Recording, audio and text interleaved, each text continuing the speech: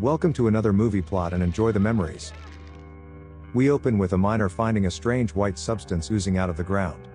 He begins eating the convenient earth yogurt and even gets his buddy onto the highly addictive stuff because why not?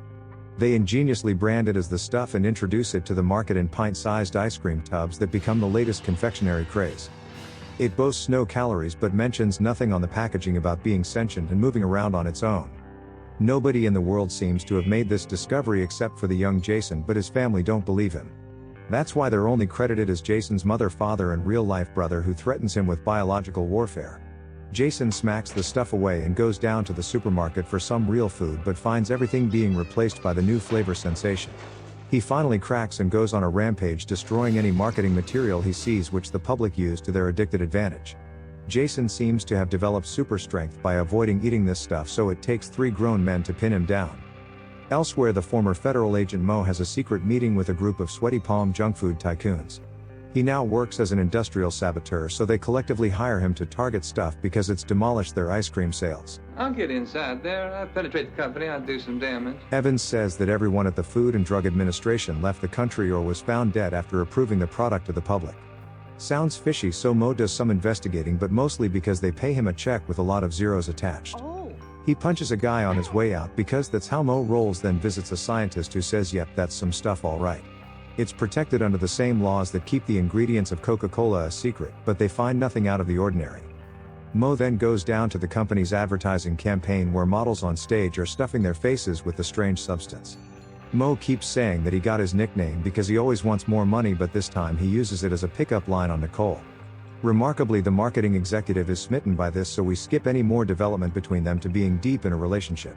Mo then visits the home of a food and drug administrator, but Mr. Vickers claims to have no knowledge of what's inside the stuff.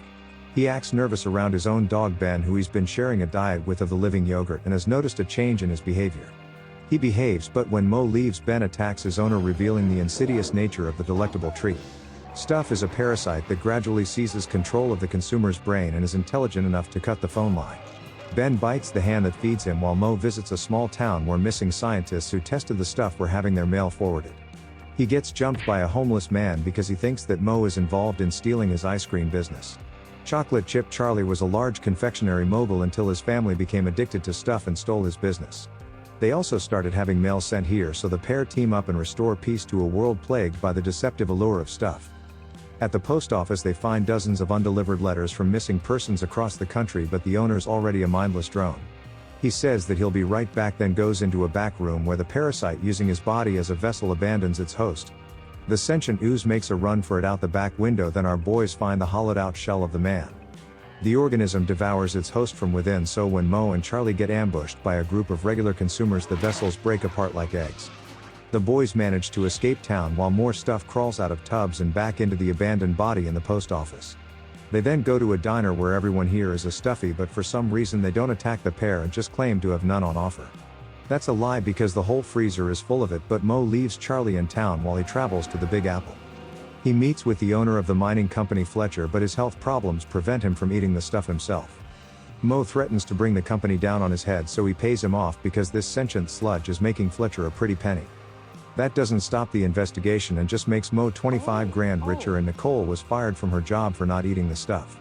She laments about all of her advertising that might have caused harm. Then they learn from the paper about Jason going crazy in the supermarket. The pair travel to his hometown where Jason is grounded indefinitely until he joins the family downstairs and eating the stuff. Mom says she lost 5 pounds this week, but that's only because the parasite has hollowed out more of her to fit more stuff. Jason tries to make a run for it, but Big Bro runs him down and the family force him upstairs with a full tub of stuff. Not sure why they even let Jason out of their sight because he just tips the whole thing down the toilet and fights to flush it down. He then fills the tub with shaving cream, which is probably even worse for his health, then goes downstairs acting as if he likes it. The family can recognize Jason as having not tasted the stuff, so they chase him around the neighborhood again. Mo saves the kid, who shouldn't be hopping into cars with strangers anyway, but his family has become a pack of ravenous yogurt zombies. Along with Nicole, this unlikely trio fly to the main factory for a tour, but the foreman says that the recipe is a state secret. He says that they have a room at the local motel, but Jason doesn't go with them because they left him behind on the plane. The stuff kills the pilot and goes for Jason, so he runs into the factory and hides inside one of the empty distribution trucks. Assuming the workers are all cream-filled Oreo monsters, he remains quiet but gets locked inside the tank. When they arrive at the motel, Mo and Nicole show no concern for the kid and just assume he ran away.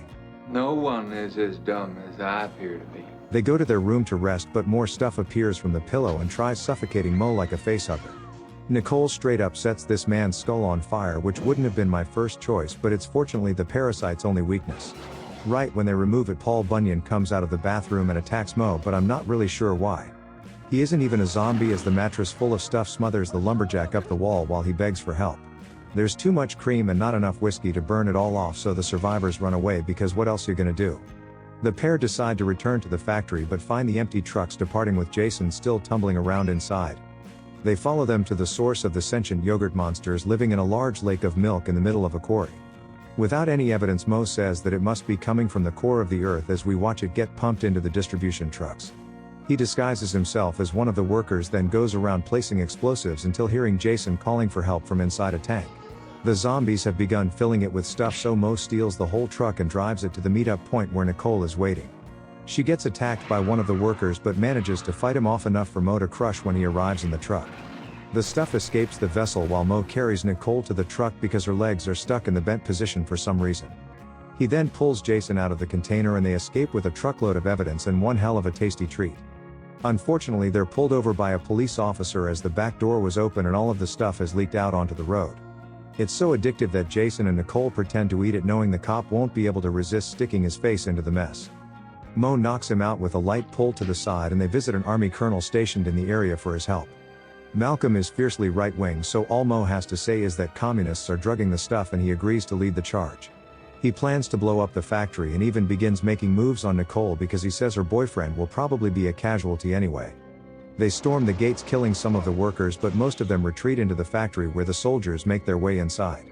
The cowardly cream has already exited the bodies and tries to flee when coming across Nicole and Jason, who aren't with everyone else for some reason. A large overflow of evil yogurt chases them through the laundry room and has the pair looking awfully small while superimposed.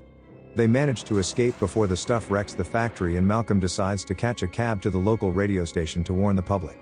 His men secure the street while he prepares a broadcast warning America that their popular dessert item is bad for your health. Chocolate Chip Charlie arrives, and since he has a large fan base, they ask him to read the warning on air, but the colonel takes some convincing. Malcolm suspects him a commie, so says that he permits the colored man to speak but one word in code and he'll blow poor Charlie's head off. That's awfully kind of him to allow, I suppose, but when he's alone with Nicole in the studio, Charles turns out to be a vessel. He opens his mouth wide like a Pez dispenser and the stuff begins to pour out, so Nicole screams, alerting the others. Jason also gets trapped inside as it grows larger, so Mo shatters the window and uses a live wire to set the parasite on fire. Nicole gets face splooged by the stuff, but when they're rescued it's just a bit of lotion and she doesn't need her skull set on fire. The colonel makes the announcement himself to turn against the stuff, and for some reason everyone in America just believes him. They begin burning down places selling it, and the world breathes a collective sigh of relief as Nicole apologizes on television for her part in the advertising. Sometime later, Mo visits Fletcher, who reveals that he was in league with Evans all along and they plan to remarket the stuff. The taste is a combination of ice cream and just enough of the insidious yogurt to turn consumers into addicts without taking over their bodies. Mo pulls out a gun and Jason enters the room carrying a box full of the original stuff. They force the executives to eat it all as punishment for their greed and leave once they get addicted and can't stop eating. Mo and Jason leave them for the cops while outside smugglers are engaging in some illegal trading. The living ice cream has moved to the underground market and is now known to users as the good stuff. Where's the stuff? And the movie ends.